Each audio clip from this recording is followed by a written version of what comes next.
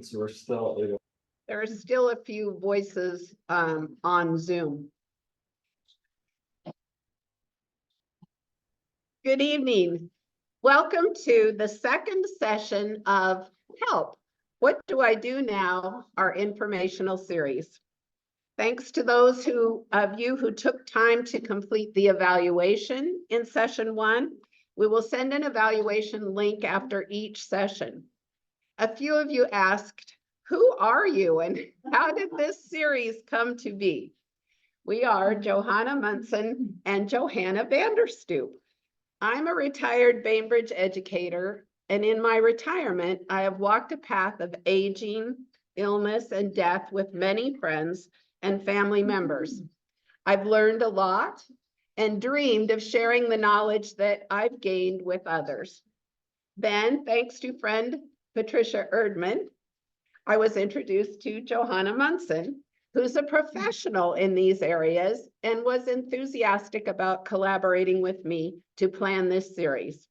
Johanna is an end-of-life educator and a workshop leader with a passion for expanding the conversations around how we live out our lives fully until the end.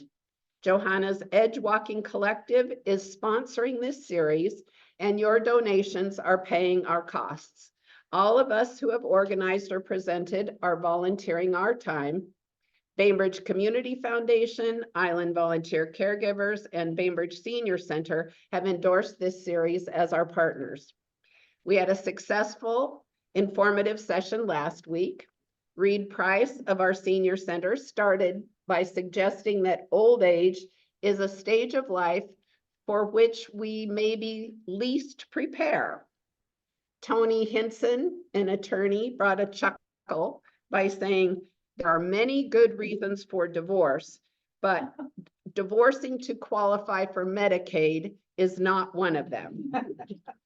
We learned a lot about green burial from Johanna Munson, whose father was the first to have a green burial in the Hilltop Cemetery on Bainbridge.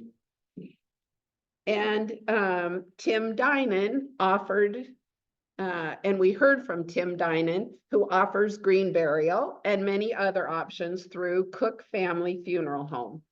And now I welcome Johanna Munson to introduce this evening's session. Wonderful. It's just, my heart is full to see you all here and everybody on Zoom joining us. This is near and dear to my heart to educate people about what's possible when we consider this arc of life, I call it, this time from now until the end. And none of us really know when the end is going to come. So I want to talk just a little bit more about edge walking. This is a collective that started with Danielle Gordon, who's over there on the Zoom, managing the Zoom, and Kathryn Lafond. And when I started doing end-of-life planning and this kind of work, I actually trained as a death doula. That was in January of 2020. And we know what happened after that. And so I couldn't be in person with people at that point. And so I thought, what can I do? Let's get into the advanced care planning field. But my heart is still really with being with people through that whole arc of life. I was with my dad when he chose to stop eating and drinking. I'll be talking about that at the last session. It's called Voluntarily Stopping Eating and Drinking.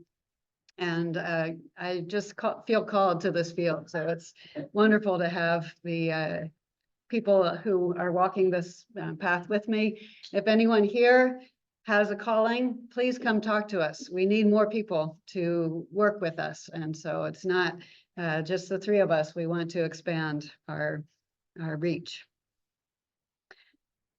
So I'm going to start with a reading from Pima Children's book, When Things Fall Apart.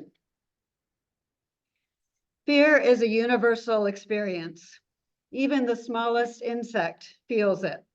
We wade in the tidal pools and put our finger near the soft, open bodies of sea anemones, and they close up. It's not a terrible thing that we feel fear when faced with the unknown. It is part of being alive, something we all share.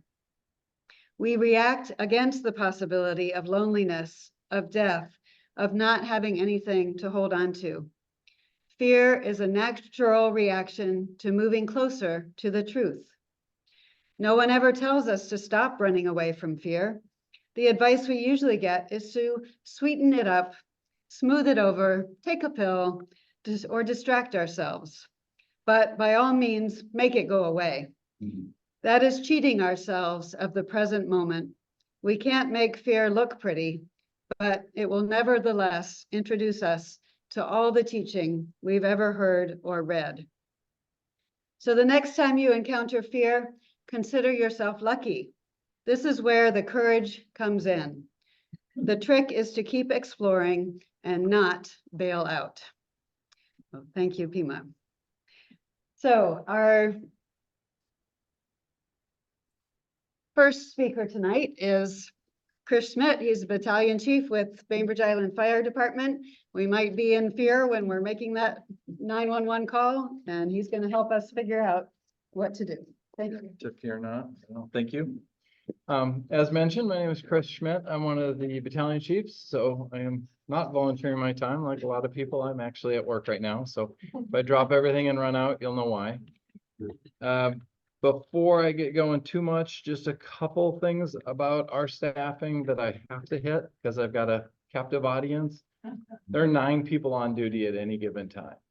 So it's on Bainbridge Island. So obviously we're always going to come and help you whenever you call, but it's something I want you to keep in mind when we are talking about these discussions, when you're talking about thinking you're going to come to the station and get help.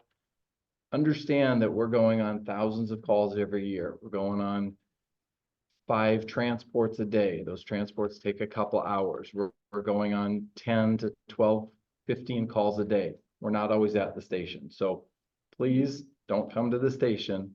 If you want to call 911, let us come to you because we don't want you to get here and find out we're not here. So just a little bit about what's going on. And 9 people might seem like a lot to you, might seem like not very many, I don't know. But that's basically 4 different rigs that I'm in charge of making sure where they go. So, and sometimes 2 of them go to one place. So it's pretty easy to run out of rigs pretty quickly. So the bottom line is, let us come to you. All right, so first question I was asked to address is when to call 911. So hopefully it's a simple question because obviously if it's something, you know, chest pain, shortness of breath, stroke symptoms, something that's out of the norm, you're going to say, hey, this is out of the norm, I need help. There's plenty of situations where people ask, well, should I call 911?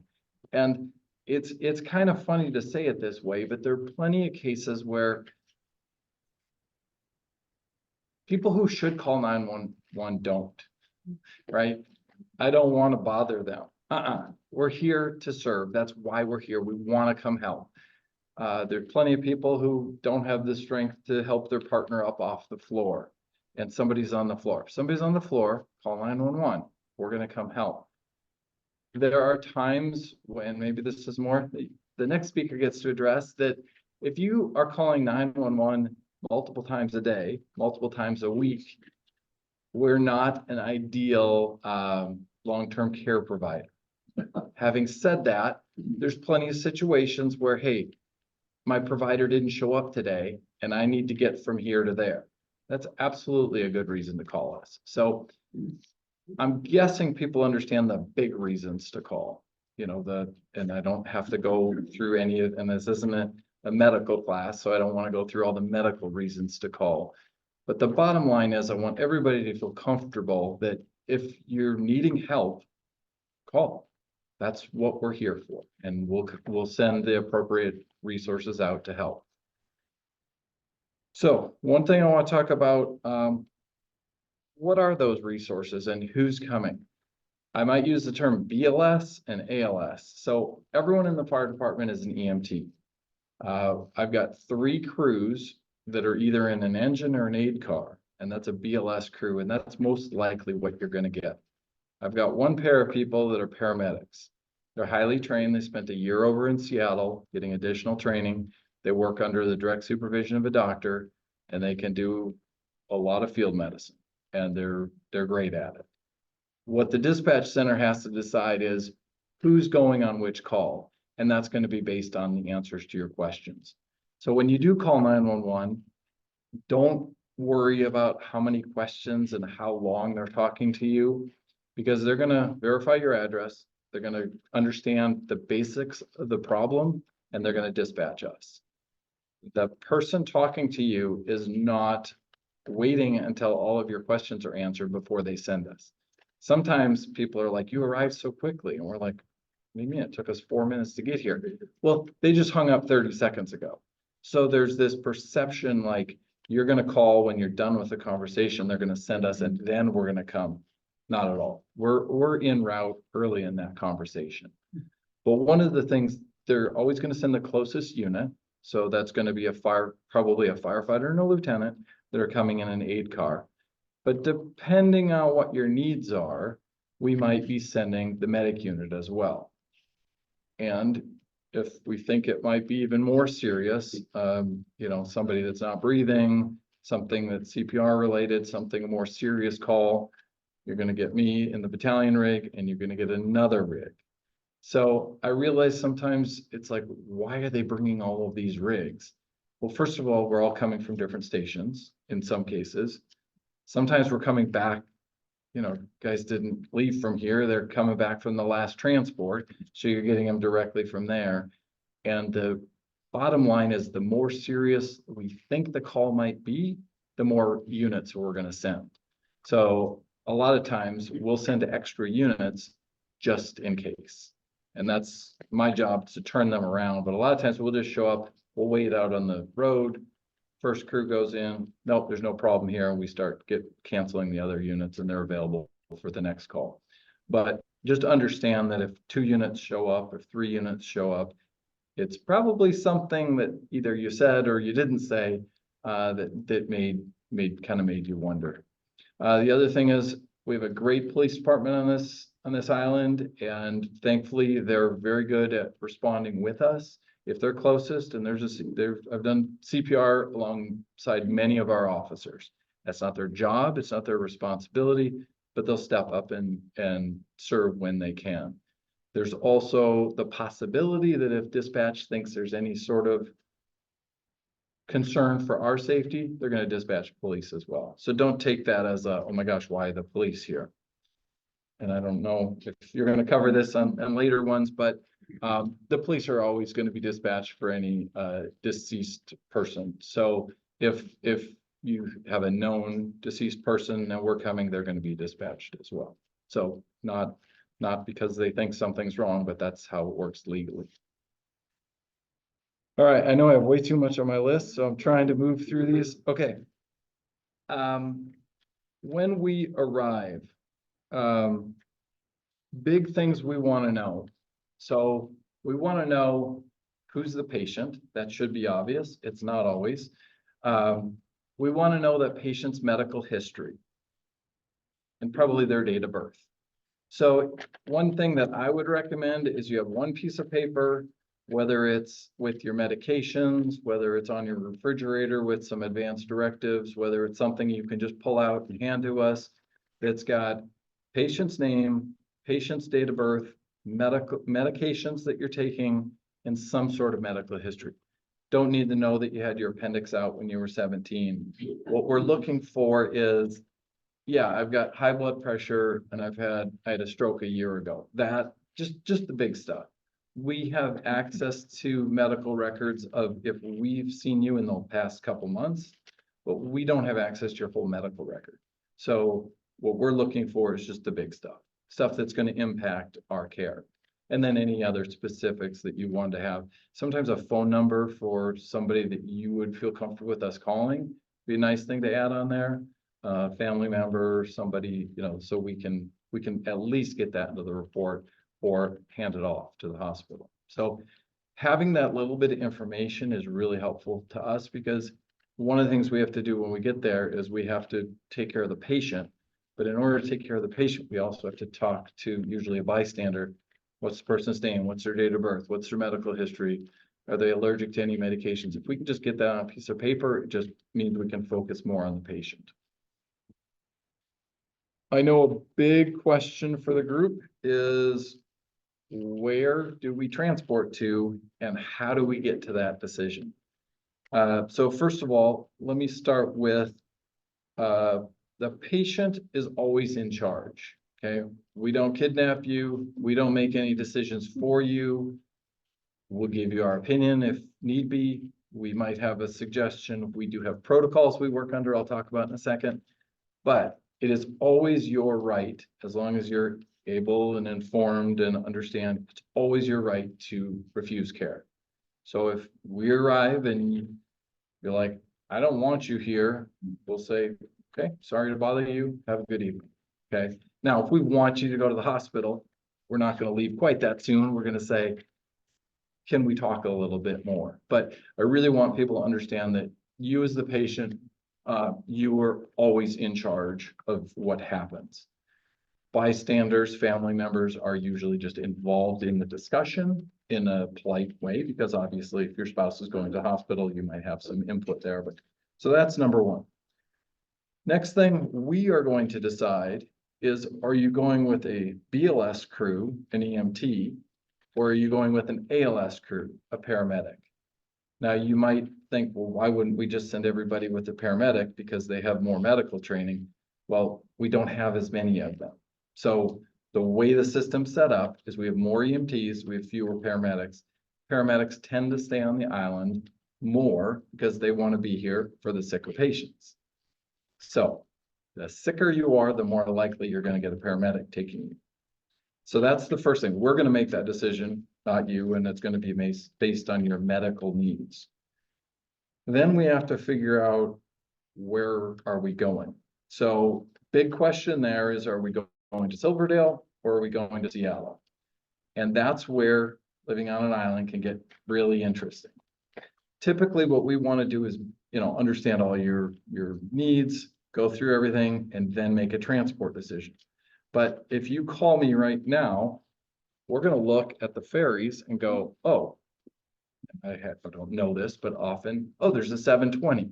Okay, there's a boat leaving right now. That's a problem. Is there an 810? Maybe. We actually look at the ferry schedule, if we don't have it memorized, on the way to the call. And if there's a ferry in 10 minutes and you are wanting to go to Seattle, that's something you want to talk about early. It's not the most important thing. Don't start with, this is where I want to go. But we've got to get that established early on. Now, just because you want to go to Seattle doesn't mean we're going to Seattle. We make every effort to take you to the hospital that you think you'll get the best care at. But you got to understand, we're EMTs, but we work under a doctor's license. Our doctor says to take you to the closest appropriate facility. Now, how do you define that? Well, he leaves that up to us. So if we're at the ferry terminal and the boat's leaving in 5 minutes and you're relatively stable and you'd rather go to VM, okay. But if it's 1 o'clock in the morning, there isn't a ferry for, even if it's not 1 o'clock, if it's right now and there's a ferry in 45 minutes and you're having stroke symptoms, we can have you over there in 25 minutes. And that's better than waiting 45 minutes and then waiting another 35 minutes and then waiting another 10 minutes up the hill. We can't medically justify that long of a wait to get you to a doctor. So we're going to take you to Silver. Now, back to the first thing I said, you can always refuse, but what you can't do is say, I'd like a helicopter. We make that decision. I don't know if anybody's seen the memorial out here, but we have lost a flight crew coming to Bainbridge Island. So it is not without risk that we call an airlift, and we're not going to do it for convenience. We're going to do that if we believe it's medically necessary. So if we believe the best care for you is to go be a helicopter, then we'll call a helicopter. But even still, that's 20 minutes for them to get here, and we meet here at the helipad and then getting over there. So it's a process getting over there, but we're happy to do that if that's the right call for your medical needs. But my point is, these decisions are not about your convenience or your choice, they're about your medical needs. And if we feel that we can get you seen by a physician in 25 to 30 minutes at St. Michael's, that's what we're gonna recommend. Now, there are plenty of areas in between where you go, couldn't we wait another 10 minutes? I'm pretty stable. My family, whatever, my kids live over in Seattle, it'd be more convenient for me. I work, whatever. If you've got, that's a discussion amongst the people on scene, and we're happy to be involved in those discussions. So, just something for everybody to know, Washington State Ferries is a huge partner for us in transporting sick people. So next time the ferry's late, yeah, it's probably their fault for staffing, but okay, the time after that, it might have been our fault. We make them late, not every day, but every week I'm calling them. I know you're already running late, but can you give us a 5-minute hold? And they always say yes. We also have different categories with them. I've literally driven onto the boat and we were sailing before I had driven to the other end of the ferry and put it in park. That's a category 1 patient and we just go. And so if you ever get left at the dock, just know somebody else is having a really bad day and that's why. So they're great partners. Airlift is a great partner. There is a program that you can get, I'm not here to sell anything for Airlift, but there is a program that they sell what I think is very inexpensively annual membership so that you don't have to pay anything beyond what your insurance pays. Again, it's not a free ticket for a ride to Seattle, but if you do get transported via air, you're not going to end up with a huge copay because that is an expensive flight. How am I doing on my time? I think I took a breath.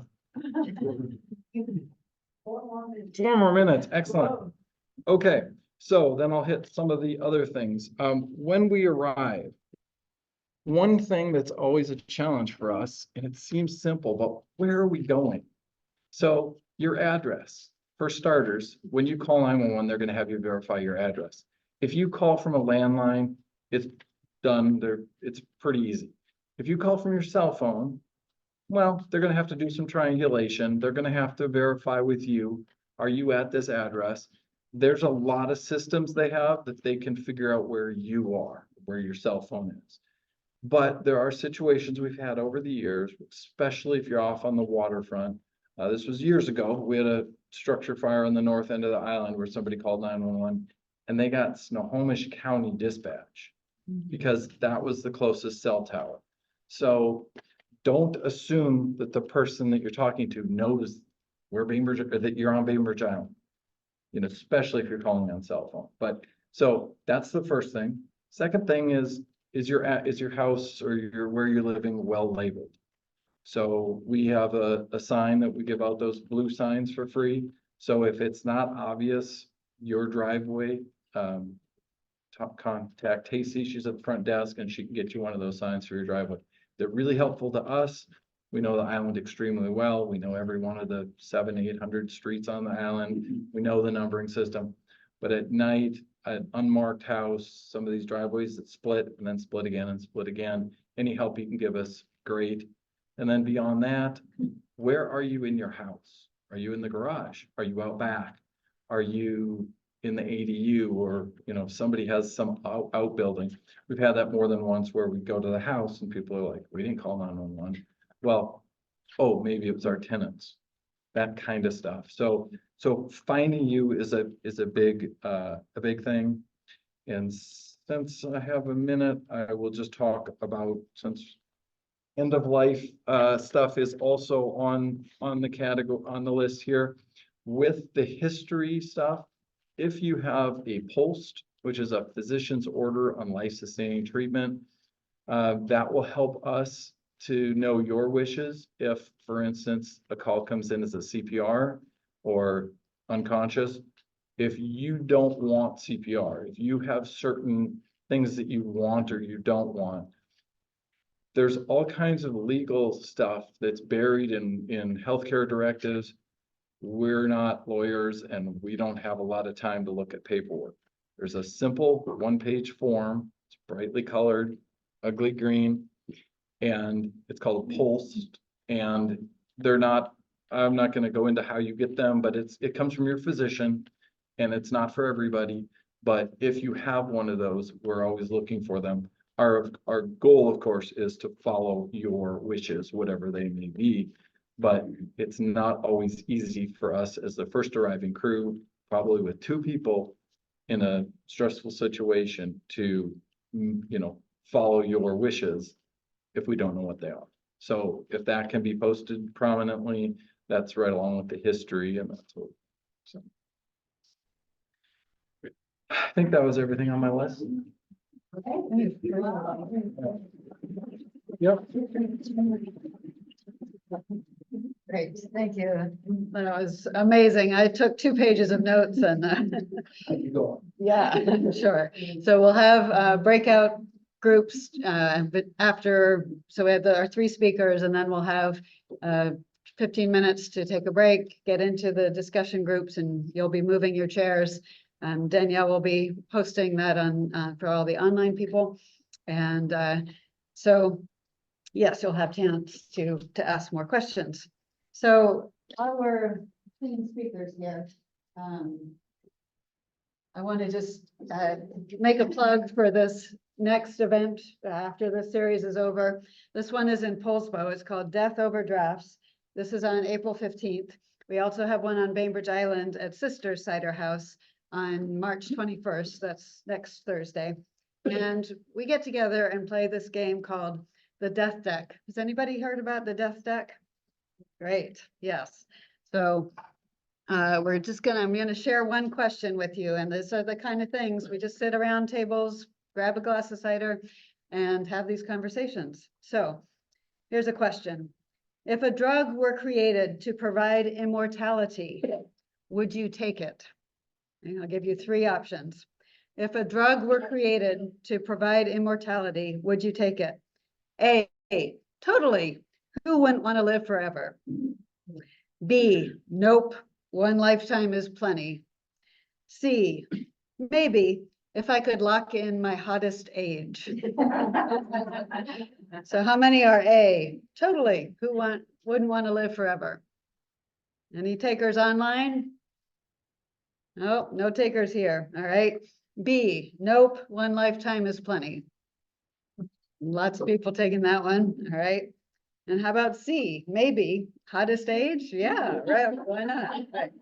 So that's the kind of scene it is. The questions often have a kind of a irreverent but fun attitude. So it's not like totally serious. It's a good way to explore your own feelings about life and death and dying. And so please join us for that. All right, now it is my pleasure to welcome Julie Davis. She is a supervising social worker at St. Michael's, and she's here to tell us all about what to do when you're in the hospital. Welcome. Yes. So thank you very much for having me.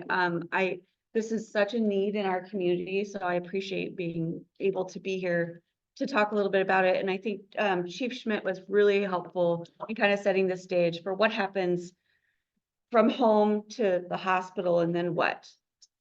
So I'll just speak briefly on some of the barriers that we see. First, I'll start off by saying social workers in the hospital, we have multiple roles. So we have social workers that do behavioral health assessments in the emergency department that are dealing with crisis, substance use crisis, APS, child welfare, things like that. We have other social workers that do family birth social work. So there's a lot of that with early deliveries, things like that. Once you're admitted to the hospital, and we hope that you get a bed upstairs, we board a lot of patients in the emergency department. We've got a lot of need and just not enough beds. But we're working on that. We're expanding to hopefully meet that need. But once you're admitted inpatient to the hospital, we are going to start approaching you about discharge. Like, where did you come from? Do you have help? What kind of support do you need? Do you have an advance directive? Do you have a DPOA, durable power of attorney? Do you know the difference between a durable power of attorney for healthcare versus a general durable power of attorney? All of this is important primarily because these are not the times to do it when you're in crisis. These are not the times to decide, what do I want? Does my family know what I want when I'm in crisis? So I'm always encouraging people early on, if you don't have a power of attorney that's, executing your wishes for your finances at home, for feeding the cat, like there's a lot of this stuff that nobody plans for, which I completely understand. But in order for you to have peace of mind to do the recovery that you might need, it's always easier, I think, on the recovery piece if there's a plan ahead of time. So what happens oftentimes is we get folks in and there's a big confusion about who pays for what. Is it Medicare? Is it Medicaid? Is it my long-term care insurance? Is it my secondary payer? And that always ends up kind of being very confusing to folks. I have a managed Medicare plan. They pay for everything. And it's not actually true, right? So there's a lot of the fine print that I think is very overwhelming, especially when you're not feeling well. So I think I want to speak more so tonight on the durable power of attorney, primarily because I think there's a lot of room for us in our community to really start executing our plans ahead of time. And it goes beyond a healthcare directive that just says whether or not you want tube feeding or whether or not you want somebody to provide CPR. The durable power of attorneys, it talks about how you can get in, who's going to get into your bank account if you can't, and you have to pay your bills, who's going to pay your car payment. If you aren't able to go back home, what's the next step? Do we have to apply for Medicaid? What we're running into now is Medicaid, the state insurance for long-term care is really limiting what kind of durable power of attorney they'll accept. So the specifics, I brought some examples. So if anybody wants to swing by my table and I'll share them, but the specific language for your designated surrogate decision maker to help you with your finances for Medicaid, you have to have it documented that they can help you with benefits for state benefits, government benefits. What we're finding now is folks are coming in, they have a lovely written out power of attorney, but it doesn't include that statement that talks about applying for government benefits to help place them. So what the state says is, oh, it says all of these lovely things, but it doesn't say that you can be, that person can help you get placed. So we're doing more and more guardianships, and that's the most restrictive in terms of decision making, especially when you've done your due diligence to actually elect a durable power of attorney. So I want to make sure that that's a focus, that people know that there is language and there's really good DPOAs out there, and then I'm always going to plug that condition your loved ones, condition your family members to be comfortable with talking about what your wishes are. In the hospital, in crisis, families do what we do, right? We melt down. One daughter might want something, one son might want something else. Mom's already said, I don't want that. I don't want that. And then the kids are at odds because she never told me that.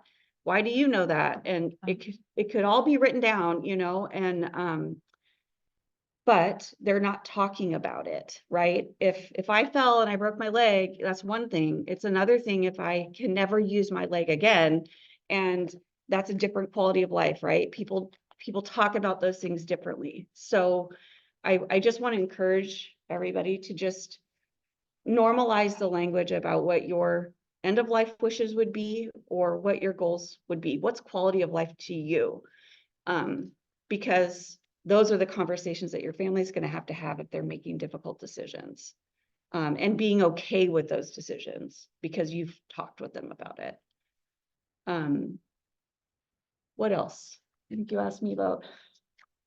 what else we do. Yeah, people don't really know about social workers. So how do you Yeah. get them? Yeah. Just automatically come to your room. Yeah, so we don't see every patient that's admitted. It's impossible. But we have a certain population that we try to see. So if I believe it's if you're over the age of 73, maybe you live at home alone, if you're on dialysis, if you're a primary caregiver for someone else.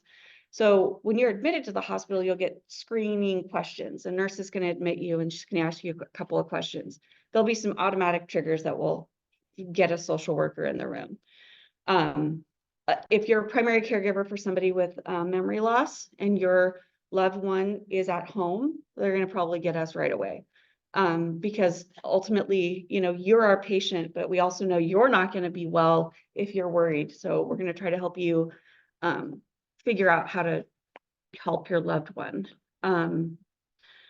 We will get involved if there's any sort of risks involved. If there's someone is brought in and they haven't been cared for, maybe there's wounds, there's signs of neglect, there's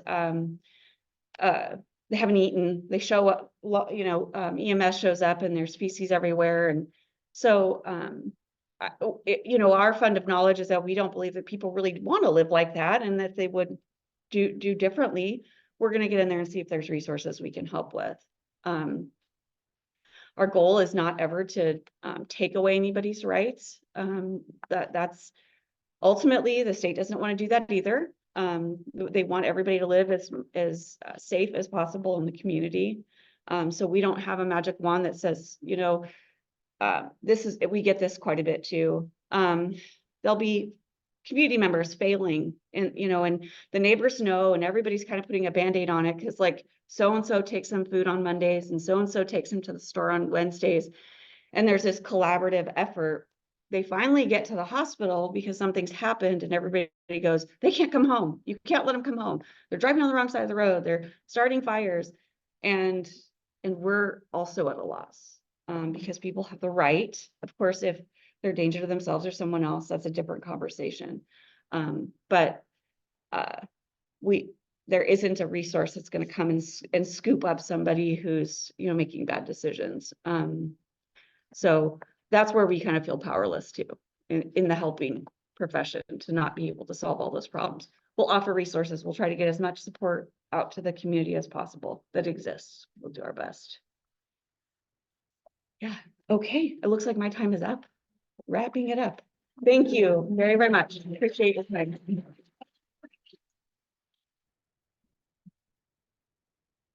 Yeah, how many have been in the hospital and have seen a social worker? Couple, yeah, okay, good.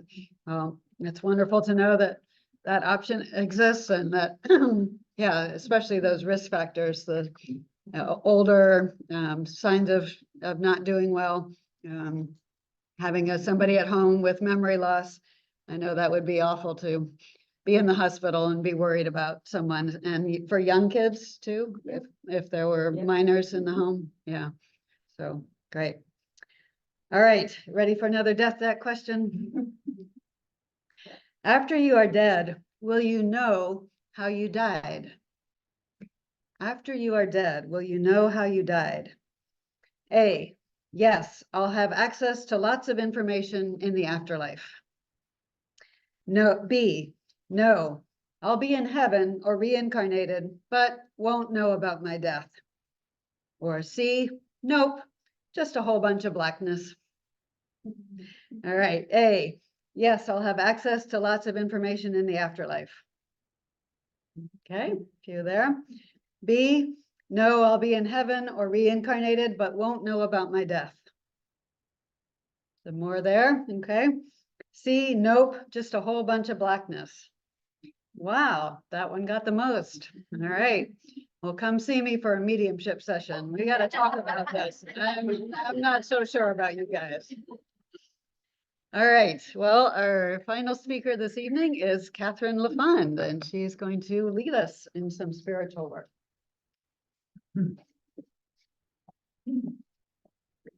Hi.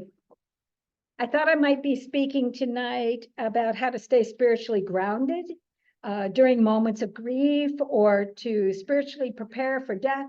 But then I did some deep listening, and what I heard was I was supposed to talk about fear. And so I'd like to begin by acknowledging a belief that keeps me grounded. We are all souls having a human experience. This also takes some of the fear away for me, and it reminds me that this bodily vessel is finite. As poet John O'Donohue says, from the moment you were born, your death has walked beside you. One day we'll die, and this form will be empty. In my work as an intuitive energy healer and health coach and medium, I've had to surrender to the belief that we only die to our physical form. And I did see the hands a minute ago, that our spirit lives on. And it's been something that I had to migrate to because of all the messages I've received from those on the other side. The point tonight, because that isn't the conversation yet, the point tonight is it helps to be comfortable with the idea of dying, to befriend, as Johanna said to us last week, the reality of mortality. A question you might ask yourself is death an easy topic for me to discuss? Do I feel panic, even having to go into the conversation? This can be displayed as a need for control. Can I find joy in daily situations, regardless of how they present? One way to discover your response to that question is, how did I do in the early days of COVID? Was I terrified? It was a good prelim to knowing and recognizing our relationship with death. Having a daily practice of prayer and meditation is one way we can support ourselves in facing the unknown and in facing emergency situations. A practice that calms your mind and also preferably grounds you into this physical form, like a walking meditation or conscious jogging. You might think about what you already do that could bring you into a meditative state and also has a physical element to it. Automatic writing is where you journal and you keep writing until you begin to feel like you're hearing from a voice that's deep within, a higher voice for you. And it's another way to ground yourself and bring you into presence. The benefit of this is that you're hearing then from probably the one that knows you best. That's a good thing. Discovering what you believe about death can help reduce your fear and is an excellent question to explore. We might say it's the ultimate question. Another is asking, in what do I place my trust? When we can truly say, I trust that life isn't going to miss me. It's not going to pass me by what my soul needs. Then we're actually going with the flow. We're surrendering into the flow of what life brings. A practice that builds faith and trust within yourself may even save your life one day. It's true that just a diagnosis of cancer can be a killer. There are statistics on this. We have an uncanny ability to scare ourselves to death rather than trust our body's capability of healing. Our fearful imaginations can be dangerous to our health, right? On a personal level, when was the last time you had a pain that scared you, or someone you love was experiencing an odd pain and you immediately went to the worst case scenario? It's not uncommon. Why not spend more opportunity, more efforts on calming ourselves, imagining the world in a peaceful state, focusing on what's healthy, using our co-creative powers towards more of that. Let's not wait for an emergency, but take on practices for strengthening our personal resilience now, our ability to respond in wise and gentle ways.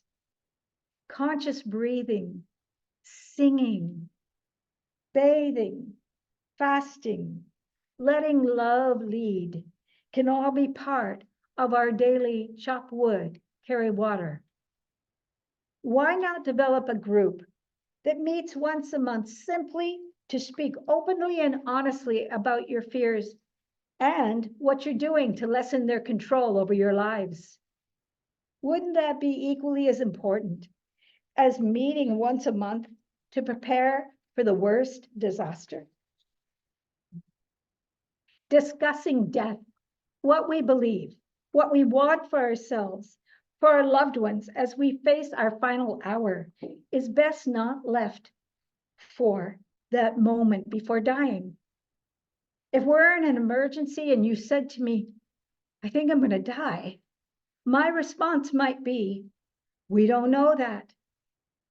But if you were, is there anything you need to hear or anyone that you need to tell something to beforehand? That's why preparation is so critical. If today were my last day on earth, I would want to thank my body for all that it's given me, for its lessons, for the strength to go and do and be all that I have been privileged to, for the miracle of life itself, to see beauty, to feel love, to be compassionate towards self and others. I lost a sister last month, and she and I would both agree we're especially grateful to have had a close-knit family, to have known what it was like to raise a child and see them from infancy to adulthood, and to see their kindnesses, their strengths, their ability to love others. What a legacy that is. It's not just what we do, it's who we are. Why not, or why would we want to take any day for granted when we have this opportunity for a communion on a very deep level? What is the legacy you want to leave? If we were to imagine a major earthquake, are we capable of remembering the many ways we can respond? It takes practice, along with the do's and don'ts of all we've been taught for preparedness. Can we be resilient enough to remember our animal being? That animal being is the place in us that knows that 4 walls and a roof keeps out the light of the sun and the stars. That being knows innately where there's shade, where there's water, or possibly even how to use plant medicine to stop the bleeding. Spiritual guidance and solace come in numerous forms. It may be an awareness that we live in a very alive world, that your own kitchen or your yard holds curatives for you. Faith, rooted in trust, that we're never alone and never without some support, is faith that is aware that it's in relationship with the web of life. Let's return for a moment to explore the healer within you. When a serious situation takes place, we go into shock, and we need to know a few ways to get back into our bodies. So I'm going to invite you for just a moment to have everybody stand up, and we're going to do a couple of exercises here. One is the sympathetic nervous response, the sympathetic nervous system's body shakeout. It helps to ground us, and it's something that every animal knows how to do on this plane except the human animal. And have you not seen your dog or your cat do it? So you just begin with your arms, and then you add a hip and a leg, and you start shaking it out. You can imagine you've just gone through a big shock, This gets you back into your body. And you can bend over and let your jaw go slack. You can let your head loose, your neck and shoulders. And then at the end, you breathe in and you sigh it out. Ah. Get that anxiety out. And a second one is an energetic zip up. And you're zipping up your chakra system. You're zipping up on the central meridian. So you just place a hand as if in your imagination, you're zipping up, you're closing, and then you're locking it in. And then in your imagination, you imagine coming up from the coccyx in the back, and you're just zipping up and closing once again. And what this offers is a way to release stress, to protect yourself, and also to feel back in residence in your physical form. So the last one is I'd like you to take a moment to just stop and put a hand over your heart and acknowledge all that it does for you. And maybe you say, I'm here for you. And if it was an emergency, you might want to say, I'm safe. I'm safe, I'm not alone. Or remind yourself, I can handle this, right? So we breathe and we let go. And all these techniques help us self-regulate. So they're pretty powerful. What I'm suggesting is that you can be your own best spiritual guide by practicing being peace-filled and using resources that teach you joy to move out of that sense of fear. And as the mystic Hafiz once said, fear is the cheapest room in the house. I would like to see you living in better conditions. Thanks.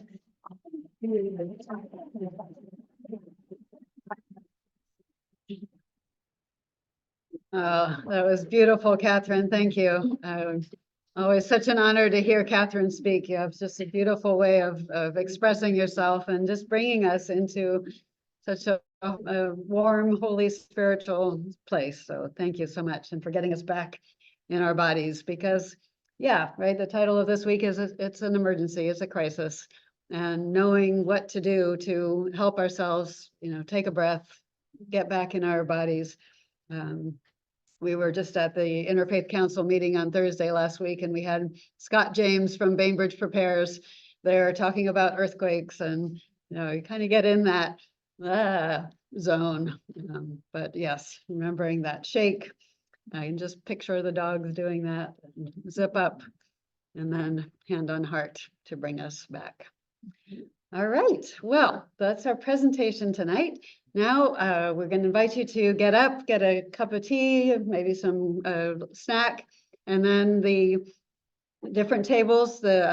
Julie Davis will be over here talking about social worker, durable power of attorney. Chris Schmit will be over here with the calling 911, and then Kathryn Lafond will be up here talking about spirituality. So with that, what time are we? At 8:10, we'll start in this small group. Okay, 8:10. So you've got 15 minutes. All right, the bathrooms are out the hall to the right.